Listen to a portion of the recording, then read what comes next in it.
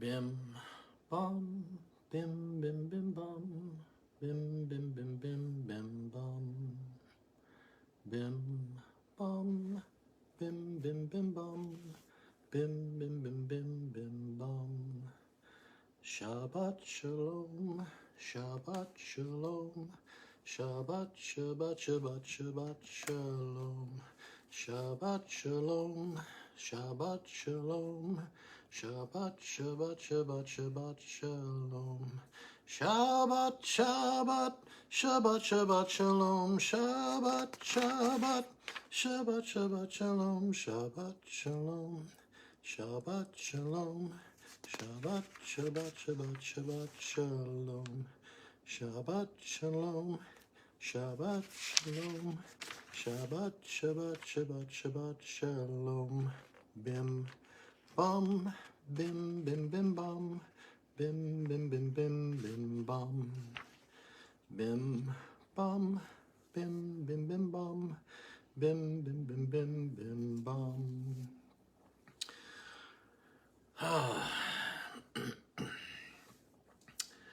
Wonderful little song I learned from Rabbi Benedetti and been singing it ever since. Wonderful little song. What's amazing about it is now my grandsons know it. On Saturdays mornings, on Shabbat morning, a lot of times my wife has the two boys, the twins, and she'll sing that, and they're in the back of the vehicle, they're going somewhere, and bim bum bim bum bum bim bum, so they're doing it, and it's teaching the grandchildren. And it's funny, so I learned how to also speak Hebrew and learn to read and write it from Rabbi Benedetti. And so for those of you that are just now getting your what's it called? I'm drawing a blank here. Notification. There it is. You're just now getting your notification that have gone live 3 minutes after I've already started. So if you want to hear me singing, you're going to have to go back to the beginning, because, I can sing another one, like I was talking about. Rabbi Benedetti also taught us when we first learned the Aleph Bet. We would sing the Aleph Bet, and of course, just like you were a kid learning English, or whatever language, however it was that you learned how ABCs, like I said, people from all over the world are tuned into HP. But we sing Aleph Bet Vet, Gimel Dalet Hey, Vav Zayin Chet Het, Yud Kaf Chav, Lamed Mem Nun, Samek Ayin Pei Fei, Tzadi Kuf Resh, Shin Sin Tav Ba Ba Da Ba Da. I learned that part from Rabbi Benedetti too. And it's funny is that, again, the influence that we have on our children and our grandchildren is, so when I first learned this, I think my youngest son, he was like maybe 6 or 7, somewhere around in there. And I would hear him walking around in the house going, Aleph Bet Vet, give me $1, hey. So if you'd like to give to this, it's in the About section. But anyway, so we are in Parasha Shemot, or Shemos, if you're Ashkenazi like me. And we are in the book of Exodus. And I'd like to thank you for joining me and watching. I know there's probably not going to be a lot of people on here today, but it doesn't matter. But thank you for watching, and you can always watch this again later, like I said. Shemot, or the book of Exodus, it basically means names. Again, remember, because this is, the first word or first few words of the parasha, or what are the name of that parasha. So Shemot, or names, is what it's named after. And we can see here that there's the dawn of redemption happening here. This is where the dawn of redemption happens. And we see the pattern. We see more patterns. Remember, we're always looking for patterns. So before studying our Torah, we say, Baruch atah Adonai Eloheinu melech haolam asher kiddushanu b'mitzvotav v'tzivanu la'asok b'divrei Torah. Blessed are you, Lord our God, ruler of the universe, who has sanctified us with commandments and commanded us to study the words of Torah. Hallelujah. Glory to God. So, like I said, we're talking about the dawn of redemption, and all points, everything that happens here, all points to the culmination of them receiving of us. We have to think of us as we were there. The sages say you have to think of it as like if you were there, because you need redemption, you need the Torah. And so that was the culmination of it, is the receiving of the Torah on Mount Sinai. And what we will see later on as we get into that parasha. And so, and what's going on here? So let's start with Exodus chapter 1. And these are the names of the children of Israel who were coming to Egypt with Jacob. Each man in his household came. And then it lists out the sons. And it doesn't list any of the other family members like it did back in Genesis. And so you have, and what the sages allude to, this is the reason why this is because they knew that they were going into exile, and they kept their heritage, they kept what they had, but it was their, eventually by the time it got to their grandchildren started immersing themselves and assimilating into the culture. And that's where some problems started happening. But where it says here, it says of Israel who were coming to Egypt. When you look at this, it makes it look like it is in the present tense, like it's happening right now. And really it's the way why it's worded like that is because it's really talking about a gathering in of the people and bringing everybody together they are finally, the sons of Jacob, their tribes, they're becoming Israel, so to speak. We kind of talked about this last week. So you have a gathering in.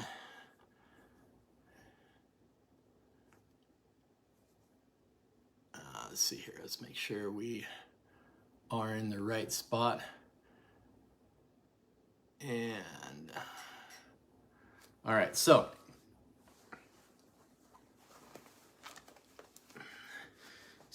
when we look at it, it says they were a gathering in. It's a gathering in. So what was happening is these individuals, they were part of a family, and they were gathering in, and they become a tribe, and they become a nation.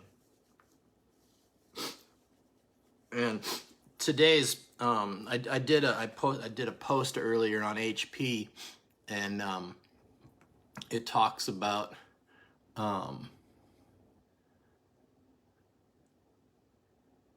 it talks a little bit about this, and we'll get into that a little bit here. Let me highlight it here.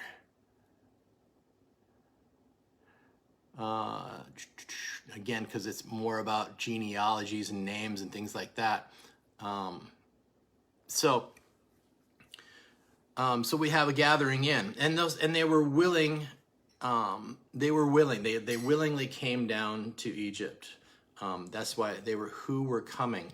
So they knew they were going into exile. And as a matter of fact, they did what's happened over and over again. The famine did end at some point. And they did have the wealth and the health and whatever they needed, they could have picked up and left the land of Goshen and gone right back to where they were in Israel, in Canaan. But they didn't. They stayed there. You know what they did? They bought land, and then they started assimilating into the culture. And that's whenever that happens, things just, they just go awry. That's why only the genealogy of the sons is mentioned. Normally, the Torah would have said going down to Egypt, but here it says who were coming to Egypt. Now remember last week we spoke about how the 70 went down to Egypt, and when you count what they listed out, there was only 69 names, and it was the Shekinah, it was the divine presence of God that went with them. So that's great. So then we get to verse number 7 in Exodus 1. The children of Israel were fruitful, teemed, increased, and became strong, very, very much so, and the land became filled with them. So they became fruitful. As a matter of fact, legend has it that every Hebrew wife had 6 kids at a time. They were having whole litters of puppies. Wow, so that's just amazing. So this would kind of help out to understand how in only 210 years they could go from 70 to 3 million. Amazing. That's a lot. And this, what happens is this ended up bringing on problems like we're talking about with their assimilation. In Ezekiel 20:8 it says, "But they rebelled against me and would not hearken unto me. They did not every man cast the abominations of their eyes, neither did they forsake the idols of Egypt. Then I said, I will pour out my fury upon them to accomplish my anger against them in the midst of the land of Egypt." So there's a twofold purpose that we learn about, from one is to refine his people and to redeem them and bring them out. And the other thing was to punish Egypt. There was a twofold, God does these 2-for-1 sales and takes care of a problem. Now, when we read here in verse number 8, it says, "And a new king arose over Egypt who did not know Joseph. He said to his people, Behold, the people, the children of Israel, are more numerous and stronger than we. Come, let us outsmart it, lest it become numerous, and may be that if a war will occur, it too may join our enemies and wage war against us and go up from the land." So now you see that he looks at them and says, there's too many of them. They're too wealthy. They're a problem.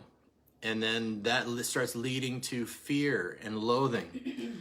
And how many times have we seen this cycle repeated? Rulers, they tend to look for scapegoats for their own failures. And that's why when then he says,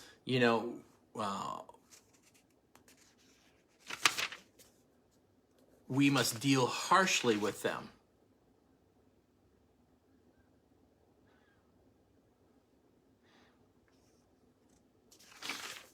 So Pharaoh says we must deal harshly with them.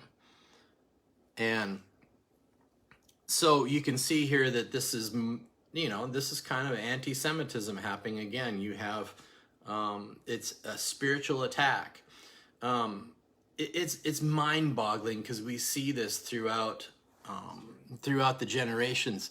Matter of fact, Rabbi Libby sent me something. Let me go back here, and I want to share what he had said. So he's talking about how he says Pharaoh tells his plot. He tells the people that the Jews are outsiders, even though they had lived in Egypt for 100 years, and that we must deal harshly with them. This is yet another familiar trope. What Joseph had done for Egypt no longer matters. It's kind of this "what have you done for me lately" kind of thing. So this kind of anti-Semitism ends up happening all the time, and it's all too familiar phenomenon that keeps happening throughout Jewish history. And so the plot begins. The first test is that you have to gauge the patriotism of the Jews, and you're kind of doing this. Here's what we're going to do. We're going to safeguard the cities of Egypt. And so the Midrash teaches us that even Pharaoh joined the work detail to show that everyone must help Egypt in his time of need. Once the volunteers were mobilized, it was easy to move on to the next step. Now, Ramban says, he says that Pharaoh's goal was not slave labor, but the total extermination of Israel, because he considered them a threat in the event of an invasion. But knowing the people of Egypt would not go along with the outright murder of the Jews, Pharaoh had to work the plot in stages, because he needed the consent and the cooperation of the Egyptians. First was a labor tax reserved only for the Jews, then ordering the midwives to secretly kill male babies, then having every Egyptian throw the babies into the river, finally sending soldiers to search all the Jewish homes for hidden infants. Now, does any of this sound familiar? You might as well throw swastikas up and look at it that way, because it happens in stages. But Rabbi Libby, he goes on to say, Pharaoh has given his orders, but at every turn there are disruptions. Those disruptions come to a head with the birth of Moses. And the irony that Moses' life was saved by the daughter of Pharaoh, and that he was raised under the doting care of the very king that ordered his death, is not lost on us. As a matter of fact, so in Proverbs 19:21 says, "Many designs are in man's heart, but the only with the counsel of God they will they prevail." Sorry about that.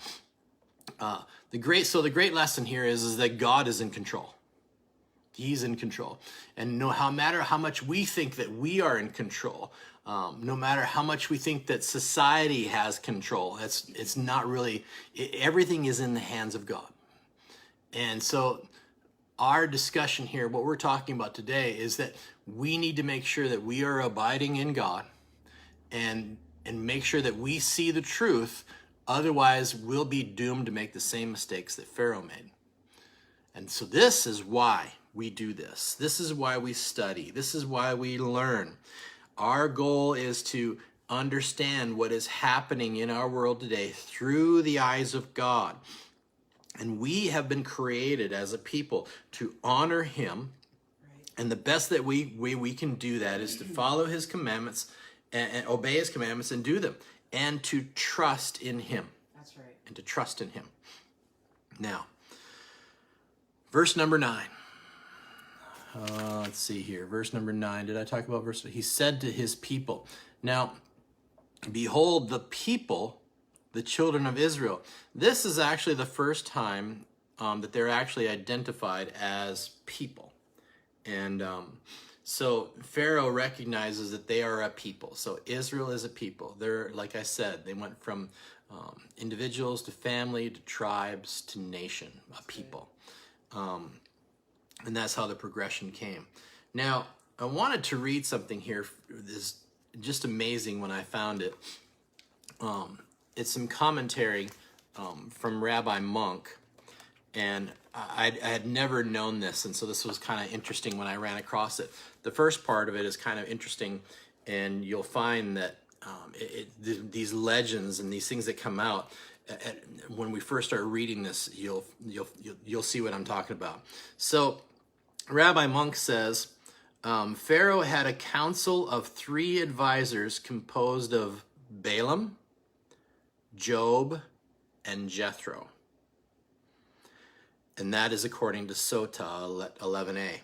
In response to the suggested decree to enslave the Jews, Job remained silent and was later punished for his silence by the ordeals he endured, as recounted in the book of Job.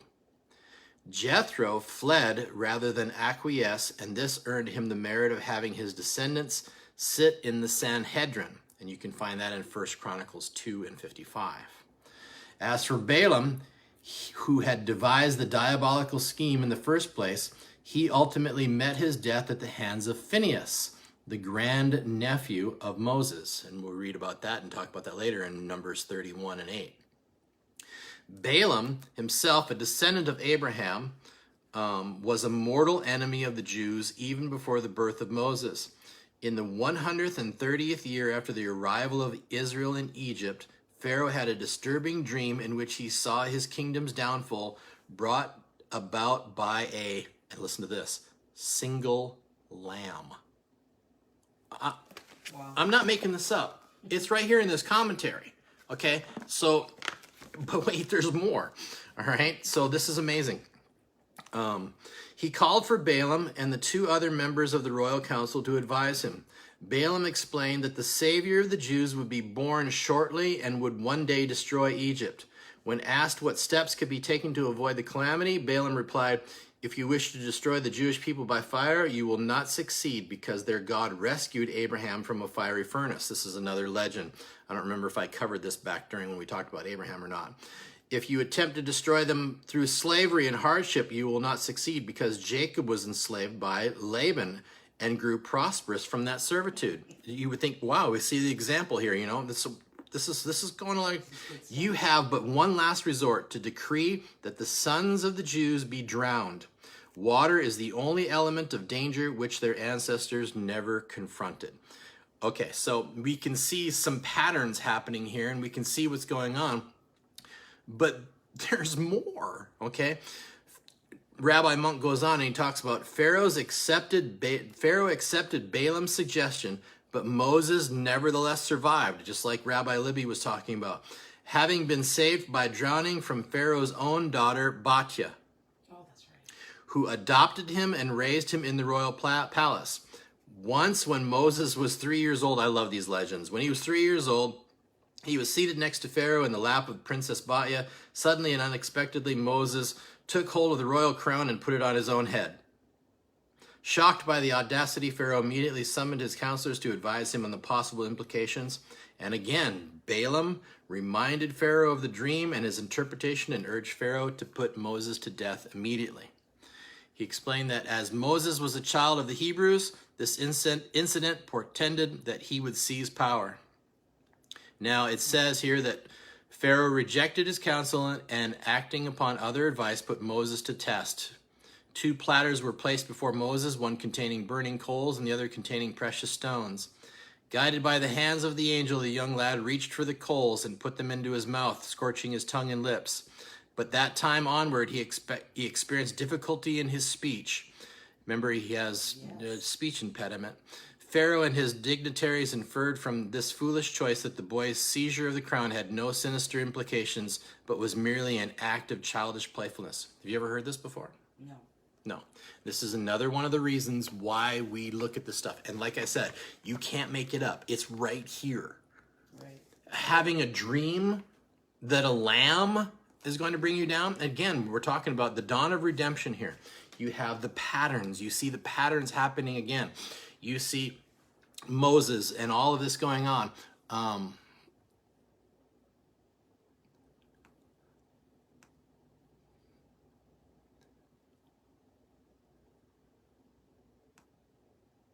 right, I'm just kind of cleaning some things up here. So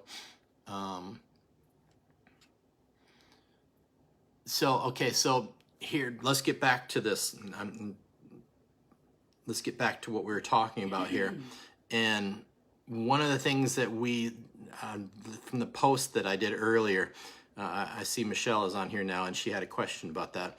The page that it's talking about on the post that I did earlier is I'm on this reading program that's going to take me 7 years to get through the Talmud. Okay, so that's just goes to show you how vast it is. But anyway, it's referring to the page that we're studying from, and there's commentary on this. And so I get something in my email every day, and so sometimes I feel like I need to share them because it happens to correlate with wherever the parasha is. And so in part of there, when we read, it says here that because she repudiated idol worship, this is talking about Batya, the daughter of Pharaoh. It is written, and the daughter of Pharaoh came down to wash herself in the river, in Exodus 2 and 5. And Rabbi Yohanan said she went down to wash and purify herself from the idols of her father's house. Many other sages come through and they basically say that she was going to purify herself from the idols, but she was also going to mikvah herself. Right. She was going to convert because of the one true God. There had to have been some influence of not necessarily Moses, but Moses' mother, because we know, maybe I'm getting ahead of myself here, but let's just go to chapter 2. I think I'm skipping over some of the midwife stuff. Maybe we'll come back to it. God benefited the midwives and gave them houses because of what they did, because of things. And there's several legends, and there's so much content that we can't even touch it all. But I'm going to try to get to it. So, in other words, in toward the end of chapter 1, it talks about the king of Egypt said to the midwives, Shiphrah and Puah. Those were Egyptian names for Jochebed and Miriam. And then there's just legends about how the Hebrew women were so, maybe because they were having 6 at a time for so many, I don't know. But the thing is that they became experts, and they were even having their own children before the midwives even arrived. So it's one of those things, just blessed. They were blessed. Let's see here. So let's go to chapter 2. A man went from the house of Levi and took a daughter of Levi. The woman conceived and gave birth to a son. She saw that he was good, and she hid him for 3 months. The commentaries talk about how when Moses was born, she saw that he was good. She saw something in him that said, this he's special. They say that the room lit up when he was born. So you can see what I was going back to, what I was talking about. You can see some patterns. So here you have the dawn of redemption happening. You have a redeemer being born, and the circumstances are, the light, the room lights up. Okay, this is commentary again from Jewish commentary, and I can't make this stuff up. Okay, so a man, a daughter of Levi. These are Amram and Jochebed. And because later on we know that they are, because in chapter 6 and verse 20 the names are given. And he was the grandson of Levi, Jacob's son Levi. And while she was literally a daughter, she gave birth. If you do the math, guess how old she was? 130. Oh, wow. You thought Sarah having one at her age was something. Now all of a sudden here you have and again, I have to tell you, there's more of this miraculous stuff. You see these patterns happening. And now the rabbis go and they talk about how is this even possible? They say that it was so miraculous that she had the child with no pain, and it was a miraculous birth as if she was a woman. Wow. Because if we look back here, it says a daughter of Levi. In other words, they're making it sound like she's young. And so here you have the miracle of a young woman conceiving. And then here's what's interesting, is that this man, Amram, because of what was happening with the boys being killed by Pharaoh, and they were being thrown in the river and all this kind of stuff, is that Amram stayed away from Jochebed to not have children because he didn't want them to die. But it was Miriam that said, well, wait, hold on a minute. You're not causing boys to be born, but then girls aren't being born either. This is not going to solve the problem. So they come back together. Does this sound familiar again? So if we compare Moses to the Messiah, what happens? Doesn't Joseph try to put her away? But then he comes back to her and takes care of her. Right. So again, you see, I'm not making this up. This stuff's written right here. The patterns are there. So it's amazing because Miriam becomes very profound throughout the rest of the Torah and what we read. She is another one of these people that she is prophetic in her speaking.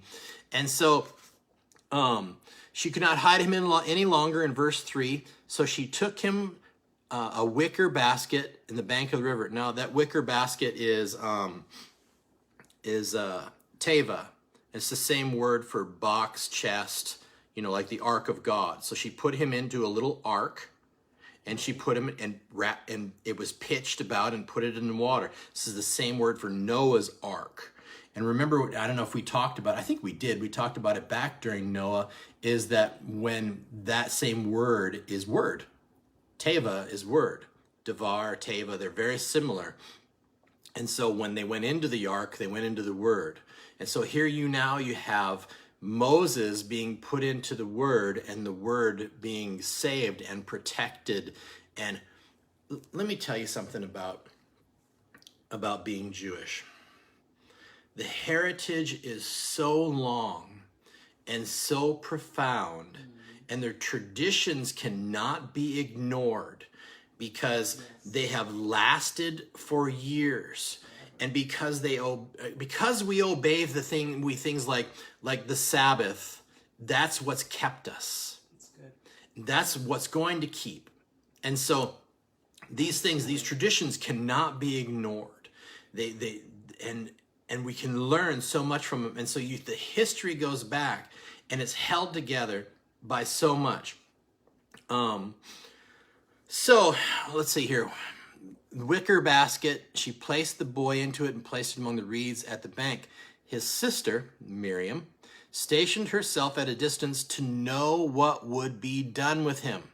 Now, this "to know what" part is the prophetic part that we're talking about. She prophesied that her parents would give birth to the Savior of the people. And she was confident that he would be saved. And the question was only, what would be done?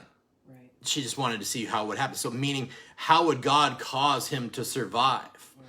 And this is another one of those things where you see, and you see it with Hannah giving her son Samuel over to God and being blessed by it, because she ended up having more children after that.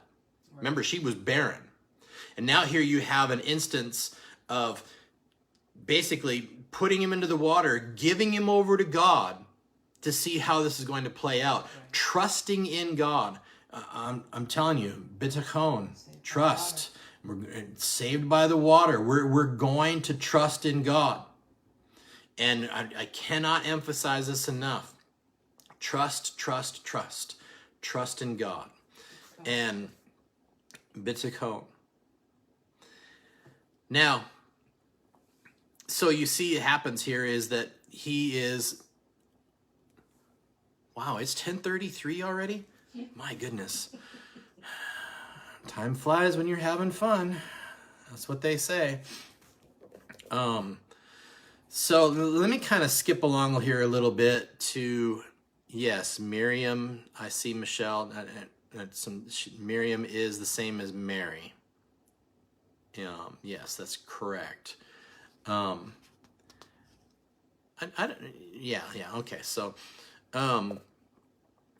so here, let me see, make sure that I'm staying on this. And so here now we have the birth of Redeemer, and this Redeemer being saved, and Batya converting to the one true God, giving up idols, and now Moses being brought into the palace. And we see this as a pattern of what's happening here is that you have Moses is if he's the Redeemer, he has to come from the outside. You heard me talk about this last week. A prisoner cannot save himself. Right. I think maybe it was 2 weeks ago, we were talking about Joseph. It was ultimately God had to bring him out. And so here you have another thing. You have the people need to be redeemed. They need to be saved. They need to be pulled out by God's outstretched arm. And God's using a Redeemer to do it. He's using a human. And Moses, Moshe Rabbeinu, Moses our father, is considered the most revered prophet of all. Why? Because he was face to face with God. He spent 40 days on the mountain of God, not eating or drinking. That's miraculous. Yeah. I can't go 2 or 3 minutes without eating or drinking. Anyway, not to get sidetracked. I digress. Anyway, so the point is that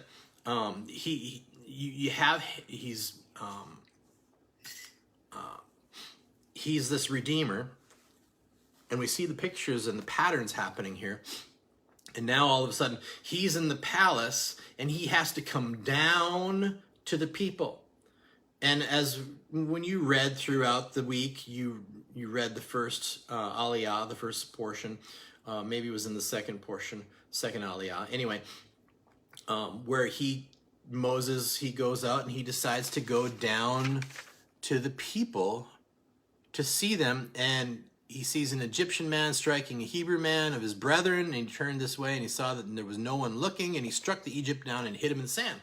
So you have some things going on here, and wow, we just do not have enough time to get all through all this, but I'm trying not to hurry. But there'll be some leftovers. Don't you just love leftovers? Anyway,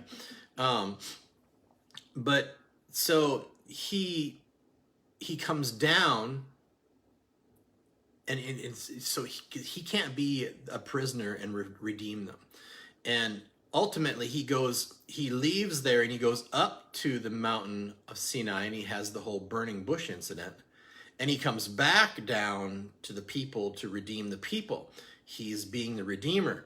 Now, one of the things that we can talk about here is that Moses, after he goes through this whole incident, there's another one of these things where he went out the next day, verse 13, and behold, 2 Hebrew men were fighting, and he said to the wicked one, why would you strike your fellow? He replied, who appointed you as a dignitary, a ruler, and a judge over us? Do you propose to murder me as you murder the Egyptian? Moses was frightened, and he thought, indeed, the matter is known. Pharaoh heard about this matter and sought to kill Moses. So Moses fled from before Pharaoh and settled in the land of Midian, and he sat by a well. So before we get into that, we have to understand here something, that what happened is with Moses is that why did he fear? Right. He came from the palace. He could have went back to Pharaoh and he said, you know what? There was 2 Hebrews out there. I realized they were my people, but they were fighting. Or no. What was the story? Oh, an Egyptian striking a man and a Hebrew man and killing him. And so I killed him. I exacted justice on him because he's right under Pharaoh. He's raised in the palace. What was there to fear? And this is one of these things where I don't want to spend a whole lot of time on this, but we have to understand that when you allow fear into your life, you're going to prophetically, it's going to happen. I was talking to my wife, I was talking to the Rebbetzin about this, and I was saying, it's like all the years that I've dealt with, delivering packages to homes, and there's dogs. In the early years, the dogs, they sense the fear, and they come after you. But over the years, I got to the point where I'm not afraid of the dog. Now, I do use caution in certain areas because some dogs are just plain mental. They're just crazy. But if I don't project the fear, I don't have any problem. Right. And so that's what the thing. So if you invite fear in, that's right, fear is going to overtake you.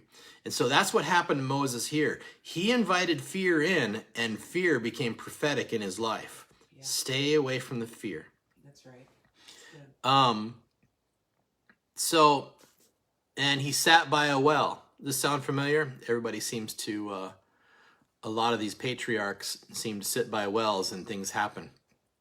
And the minister of Midian had 7 daughters. They came and drew water and filled the troughs to water their father's sheep.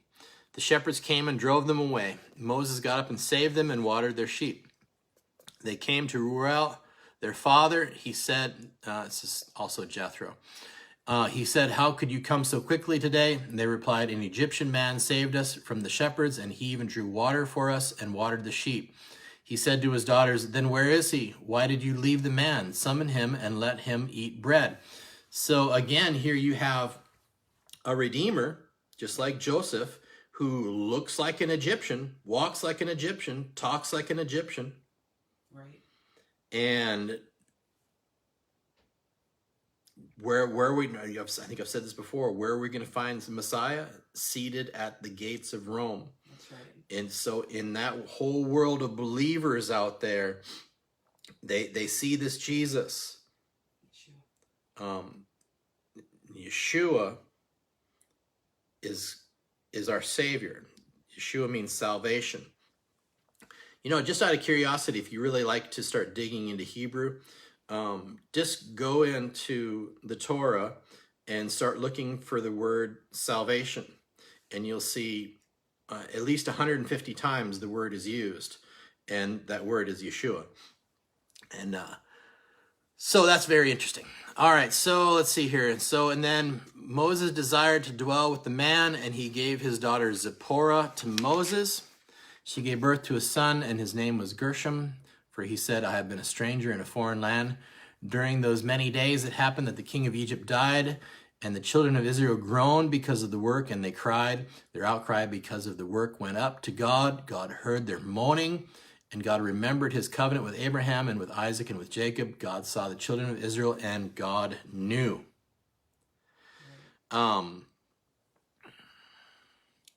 Yes, you're right, Michelle. Yeshua also sat by a well. A lot of things happen by wells. Bread and water. Bread and water. Bread of life. Water. Living water. Sustaining us. Make sure I'm not forgetting anything here. Let's see. I kind of skipped over this. Oh, back to Moses' miraculous birth. He was also born circumcised. He's one of the, there's certain number of people that were born miraculously. They were born circumcised. So it's always kind of an interesting thing. Let's see here. So now let's get to chapter 3. And I've got just a few minutes left. And so here is Moses. What is Moses now at this point in chapter 3? He's shepherding the sheep of Jethro. Oh, he's a shepherd. A great shepherd, huh? Yeah, he probably was a really good shepherd. And he was a liberator. He just helped out some people, and he's already shown that he has this liberating quality. He's rescued the daughters of Midian, and now he is shepherding Jethro's flocks, his father-in-law, Yitro. And we'll read about Yitro later on. He was also a convert to the one true God, even though he was a priest of Midian. And so Moses guided the sheep far into the wilderness, and he arrived at the mountain of God. Wow, God has a mountain. Isn't that cool? Yeah, he has a mountain. That mountain is Mount Horeb, and it's Mount Sinai. Remember I've said before, there's two peaks on that mountain. And the angel of God appeared to him in a blaze of fire from amid the bush, inside of the bush. Yeah. That's kind of amazing. Very amazing.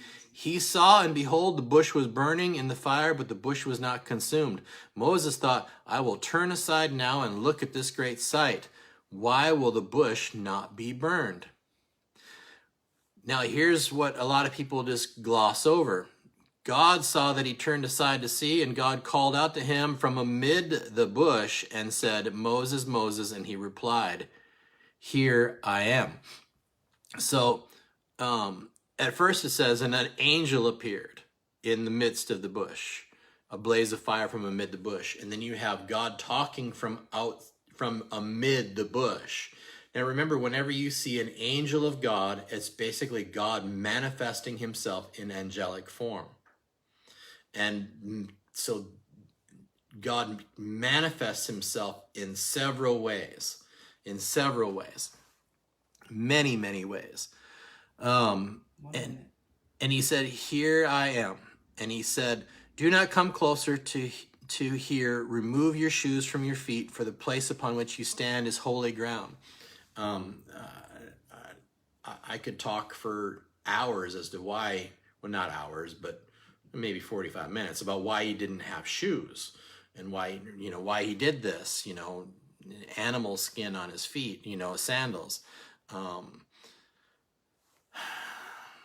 I'm not going to be able to get to all this. I'm running out of time. So, but Moses understood this hint and applied it immediately to himself, not satisfied. Let's see here. What am I reading? I'm reading the wrong thing. I think I'll have to throw that in later in a leftover. let me finish off by 5 seconds.